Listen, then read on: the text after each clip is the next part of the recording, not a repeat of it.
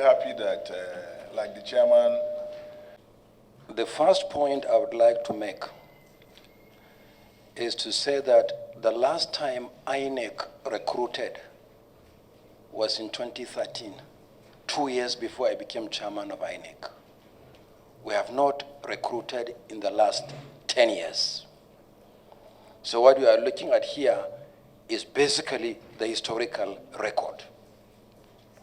We have not recruited in the last 10 years. Yes, we had planned to recruit in the year 2018, but government said that we should suspend recruitment, which we did. Then the 2019 general election was around the corner, then COVID in 2020, and then the reality of the budget is that in 2022, 2023, 2024, there was no provision in our budget to enable us to recruit. As we very well know, distinguished senators, the budget is not based on need. It's an envelope budget on availability of funds. And since then, public sector wage bill has increased at least 3 times. The last 2 were the 40% peculiar allowance to public sector employees, and last year, or in 2023, the new minimum wage. And so it has made the wage bill really, really high. INEC has one of the largest workforces in the country, 14,000 staff. You'll have to look at maybe the security agencies and others to find that kind of large workforce. But the reality is that INEC cannot keep recruiting because of our extensive responsibilities, because no electoral commission in the world conducts elections on the strength of its own staff. In 2023, for the first election, we recruited over 800,000 ad hoc staff. We can have 800,000 workforce in addition to our 14,000 on our wage bill, simply because we will need them once every 4 years or as the need arises. So to answer the question raised by some of the senators about recruitment, this commission has not recruited in the last 10 years. Everything you see here is the historical record that we inherited. Secondly, on the disposition of staff, you will see in this document over 14,000 entries of staff of the commission, and each one listed by the date of employment, date of present appointment, the date of birth of the staff, the employee number, the rank, the salary scale, the geopolitical zone represented by the staff, the state of origin, the local government of the staff, and the qualifications at the point of entry. For this 1,432, I think, 14,320 something, this is the disposition of the staff that we have in the commission. Now, it's very interesting that one of the distinguished senators said that if you want to know the disposition of staff, start from the gate, so you will know who is in charge. If by the person at the gate and who is in charge means the chairman, then INEC is in a class of its own. In my office, there isn't a single person from my village working in INEC. In the last 10 years, I don't have a PA from my village. I don't have an SA from my village. I didn't bring anybody from outside to work in INEC. They are all staff of the commission, and none of them is from Bauchi State, where I come from. At present, at the headquarters, there's no director from my state. So in other words, we have been really, really balanced in the way we handle these responsibilities. Gaps in the submission.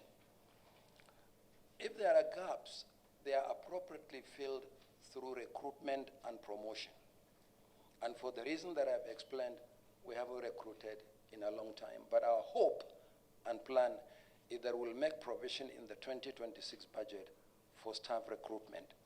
And I would like to serve the committee and distinguished senators on notice so that when we make this submission to you, you will graciously appropriate the funds for us to recruit the staff when the time comes. Some states were mentioned: Lagos, Bayelsa, Rivers, underrepresented. I've tried to explain this. And some agencies, he said, were recruiting silently. Since 2013, the commission has also recruited either loudly or silently. We have not recruited anybody. So in other words, INEC has not been in violation. We have been very consistent. Do we have enough staff? Do we have enough staff to handle elections? I think I've answered that. No electoral commission in the world conducts elections on the strength of its own staff. It's impossible. So you recruit temporary or ad hoc staff for the purpose of the election and electoral activities, like continuous voter registration. It's what election is, an electoral activity. I think for the chairman's question about distribution of staff by local government, I've responded to it. In this document, you'll see the distribution by local government. Senator Amos Yohana, I think I've responded to what you have said about knowing where the chief executive comes from by the kind of staff you see at the gate. In fact, the staff at the gate in INEC are probably 99% not even staff of INEC. They are from sister security agencies, from the police to the DSS to the Civil Defense Corps, because of the nature and sensitivity of our work. The number, I said, this is based on historical record. Is there a conscious effort to address the balance? I think I've also responded to that. But Mr. Chairman, you requested from us 3 things in your 2 letters. 3 things. The first one is the effective application of the federal character principle. And you will find a document in this submission which also gives the distribution of the staff by state of origin and also by geopolitical zones. And on the average, each of the 6 geopolitical zones has over 2,000 staff employed by the commission. Yes, some geopolitical zones may have more, others may have less, and the 2 zones that stand out are the North Central and the Northwest. And this is simply because the North Central has, technically speaking, 7 states. You have the 6 states plus the Federal Capital Territory. And the Northwest has 7 states. It's the only geopolitical zone with 7 states. So you will see the distribution that we have given. So we believe that in terms of the distribution, we have been fair and equitable. Then you also requested us if we have received any waivers or certificates of compliance from the Federal Character Commission. The fact that we did not recruit since 2013 means that we did not receive any waivers since 2021, as requested in your letter. So we have no certificates. We have not received any certificate of compliance to declare or any waiver because we have not recruited. Then I mentioned the issue of present and future plans. And then you also talked about infrastructure. Our projects across the country also distributed fairly. Now, INEC, unlike many agencies of government, actually you may be surprised, distinguished senators, to know that we maintain some of the largest buildings of any government agency in Nigeria. We have over 800 buildings that INEC is maintaining, and they are equitably distributed. INEC has functional offices in all the 774 local government areas on equality of local governments.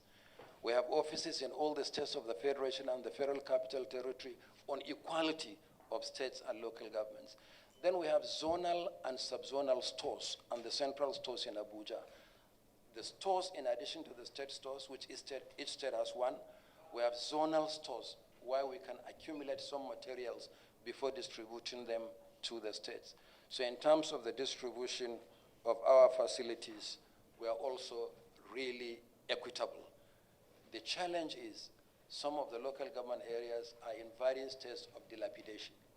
But this is more of a budgetary issue rather than the distribution of these facilities. They are not just offices, they are electoral assets. During elections, the local government offices serve as local government collation centers for the election. and they are distributed evenly across the country. So we are very, very proud of our compliance with the federal character principles. And as you can see from our documentation, we have clearly demonstrated so. The problem often with the distribution of staff, the nominal role, is that this document can never be static. If you ask me to bring the nominal role of the staff of INEC in the next 3 months, you will see a drop. Because right now there are directors who are about to commence their terminal leave in the next 3 months. So you'll always see that fluctuation in the record of staff. But we have been very consistent, we have been very equitable nationwide, and we have not been recruiting either loudly or quietly. Whatever we do is going to be open. The only thing secret about INEC is the votes people cast at the polling units on election day. Everything is on the table. And you made it possible through the law by saying that if voters go to the polling units, they must ensure that everything that is supposed to be there is inspected, including ballot papers, result sheets, biros, paper twine, ink, stamp, everything. And we have been consistently fair and equitable. Thank you, distinguished chair. Only to observe, distinguished chair, that while the senators have introduced themselves, the chair has not introduced himself yet. Thank you, distinguished chair.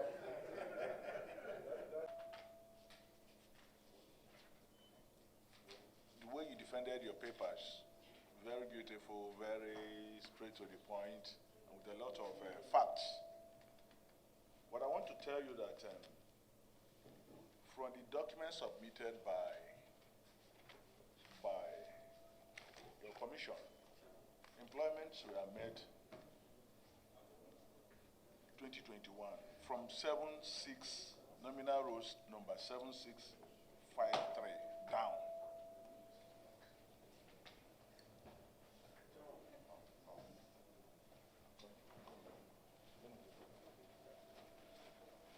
That's 2021.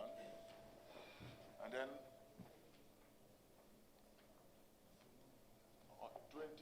2017, from nominal roll number 1581 to,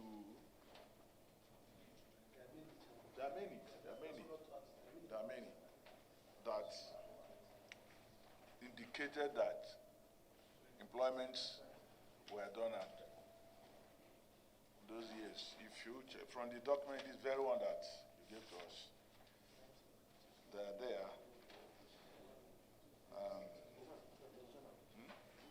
Those gaps I rolled out are from the gaps. So, okay. Chairman, first of all, I wanted to ask if the chairman has seen this document, or he gave us this document by himself. First, let him confirm, because what he's saying is not in line with what we are seeing here. He's telling us that they have never recruited in the past 10 years, of which this document is disputing entirely. We'll explain. We'll provide explanation. Explain. Because when you are telling the whole world that INEC did not recruit anybody, to your knowledge, 10 years ago. What we are now seeing on your own record, INEC has been recruiting 2012, 2013, 2014, 2015, 16, 17, 18 is here. Yes, that's the date of first appointment, isn't it? So as far as you are concerned, recruitment has been going on in INEC. Whether replacement, they call it. No, usually the parastatals call the civil servant or parastatal, whatever, I just call it replacement, not recruitment, unannounced. First appointment. So once somebody come and indicated first appointment, that is the first day he resumed as an employee of INEC, as far as we are concerned. So we want to know if this document is not from you first, because the chairman, that's the first thing we're supposed to have confirmed. And then whether the chairman of INEC was on oath before he started giving us evidence. Because the first thing to do was for him to take an oath before every one of us that he's telling us the truth and not about the truth, so that Nigerians would know and will see. Thank you. I enumerated in the course of my earlier speech are gaps that were brought out of the documents that you submitted. Okay? They are all here. They were brought out from the documents that you submitted. The issue of waivers, for example, if you got waivers to employ, and the issue of Lagos, Bayelsa, Rivers being shortchanged in the current dispensation. Every other thing here, everything we mentioned, all those gaps, okay, came from the documents we submitted. We didn't conjure them. Thank you.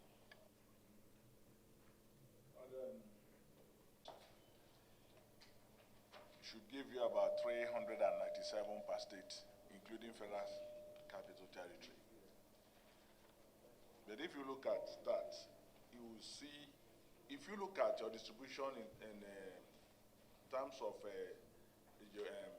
geopolitical zones, it appears fairly acceptable. But if you go down to the states now, you see a place like Lagos State is 263 less than the average, which is 397, Lagos State. Zamfara is 118 less than the average, which is 397. Kano State is 202 over the average, which is, well, for Kano, we can say it's understandable. Kano is very big. So, Kogi State has extra 117 above the 397. He is from Kogi State. Even Niger. Niger is more than Kogi. Is it? Yes, you're right. Yeah, you're right. Niger is even more excessive. And then, if you go, what we have here, many like that, many. And then you have Bayelsa. Bayelsa is 207 less. 207 less. River State, that is one of the biggest states in the country in terms of population and so on and so forth, is 98 less. That is, it didn't even make the average, that is 397. There's something like that. Imo State, not Imo, which other ones?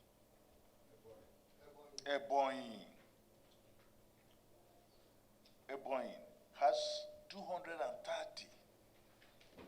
above 397.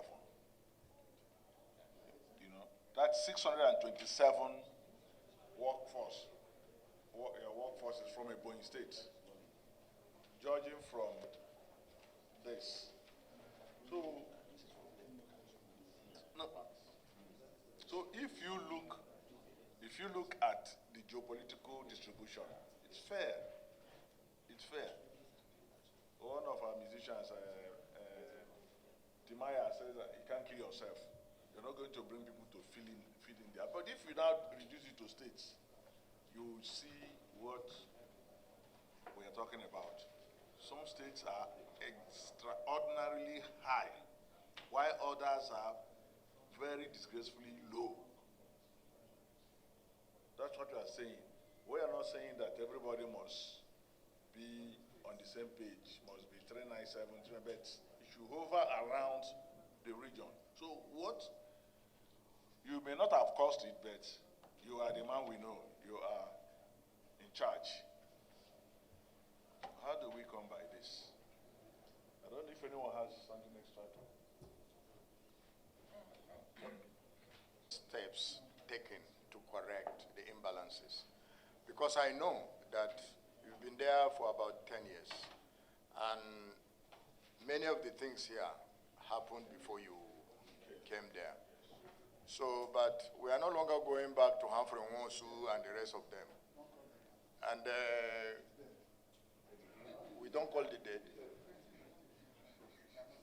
He has died now, but his name is still there. He had an error. He was dead, we are looking for. And I can tell you what he did with. So, all those things you have taken over and you have been there for 10 years, which is a long time.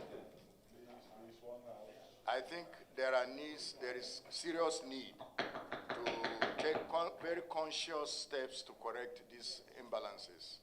It's not your making. Somebody who is director today started long before you went there. But I think we need to do, people are retiring.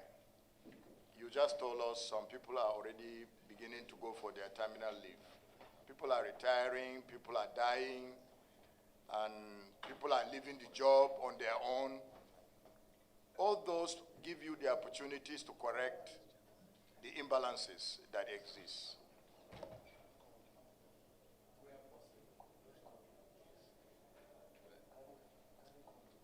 Mr. Chairman, he has not replied correctly. You cannot exonerate him. You know why? If employments were done within his time as stipulated, it means that part of the imbalance he has a hand in it, sir. Thank you. But senators, correct me if I'm wrong. There are two categories of employment. You have the senior people that you require waiver and certificate of compliance from the Federal Character Commission. Then you have other categories of staff that are more of state character rather than the national federal character. Security men, for instance. Do you recruit a watchman from Adamawa and send him to Bielsa? It's not possible. So what happened for the recruitment you saw was not the systematic recruitment that your letter was talking about in terms of the real recruitment requiring waivers and certificates of no objection. We had major issues in some of our state offices. There was a time before, I think, the 2019 general election when our offices were systematically attacked nationwide. Each office is manned by 2 security guards. So if you look at the list of the recruitments done after 2023, it's more of local people, security guards, watchmen, secondary school leavers. That is one. Secondly, the lopsidedness we are looking at is really, at the end of the day, not lopsidedness. For instance, if you take a place like Bielsa, which is like a second home to me, I like Bielsa very much. With 8 local government areas, we have 8 local government offices. We have 16 security guards from Bielsa. Kano has 44 local government areas. We have 88 security guards. So if you just look at the figures in terms of the distribution, you will see this malapportionment. But at the end of the day, it's not malapportionment. Gombe has 11 local government areas.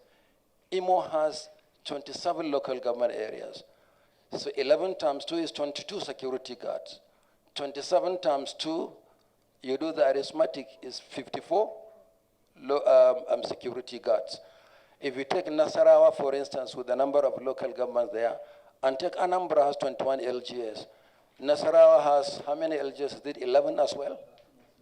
13 local governments. So in terms of the management of our offices for security guards, you will see in Nasarawa 26, 13 times 2. But in Anambra, you will see 42, because there are 21 local government areas. So that is what accounted for this. So we have consistently recruited. The only 2 exceptions, and that did not amount to recruitment, was what happened after one of the elections, in which a case was made by the NYSC to recruit 2 coppers. One lost his eyesight during election, and the other one in Rivers was actually killed on election day. So we participated with the family for the funeral rites, and they requested 1 slot recruitment. We did out of absolute compassion. And that blind man was also recruited for that reason. So if you look at it, it's basically the security guards who recruited at state level.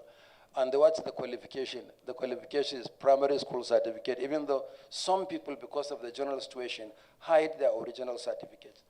And Mr. Chairman, distinguished senators, to show our transparency, this big document you are looking at is accompanied by a summary here. On the first page of the summary, there is a paragraph in bold explaining the recruitment done on the basis of the security personnel we had to recruit to guard the offices. Even now, in fact, we have not protected all the offices. The recs are complaining, but that is the reality. So it's not the federal character that governs that recruitment, it's state character, and they come from all the local government areas. I hope, distinguished Senator, I have responded to the issues.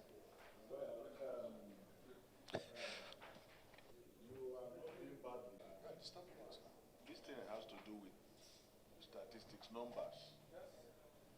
That man there is a professor. Yeah, we have to face him now. Is it by getting mathematicians? No, that's what I'm saying, and he's doing very well. Prof. Yes. Our advice. There are so many, but I don't want to be taking the here now. I want advice. You will need to, yes, I've seen so many of them. You've done very well, and it's not your duty. It's not your direct duty to be looking at this. There are so many things. Maybe if you have your time, yourself, the secretary, or whoever is in charge of human resource, will sit back. I'll show you a lot of things that requires some form of explanation. But the truth is that so far, this is still the best we've seen. That is why we are like tied. Our hands are tied like to face you. We've seen worse. I told you about a situation where somebody employed 1,000 and 750 one local government, and that local government happened to be the man's local government. So if you look at that and look at this, then it look like you're trying to kill an ant with a very big bullet. But then you need to do some, readjust. No, don't so that we have to, yes, whatever thing we want, you can write.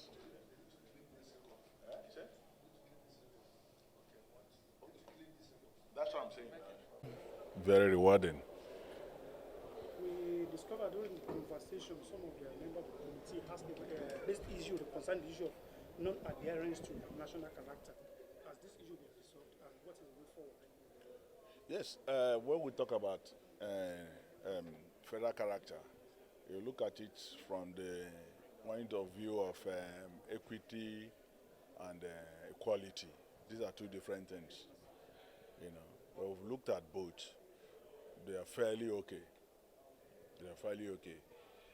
If other agencies are like INEC, if they perform like INEC, I'm sure that Nigerians will not be too frustrated in terms of employment. INEC has done very well. There are discrepancies here and there, very negligible, and we've pointed those out to them and directed them what to do and get back to us. So we may not sit investigatively like this, but they will make the corrections and bring to us, and we'll look at that. We all agreed. What are the recommendations of the committee to INEC as we proceed with the... No, we're not making I can't give you a recommendation now. We are taking several, we have not even decided on our result, on our decision yet, but we have agreed that comparatively, INEC is way ahead of other agencies. So in essence, you are satisfied with the performance of INEC? Not so, you should get me straight. I said there are one or two things, but comparatively, if you compare them to some other agencies, you will see that, what I'm telling you is that they don't have much, but there are one or two things we've asked them to do. And they will come back to us when that is done. But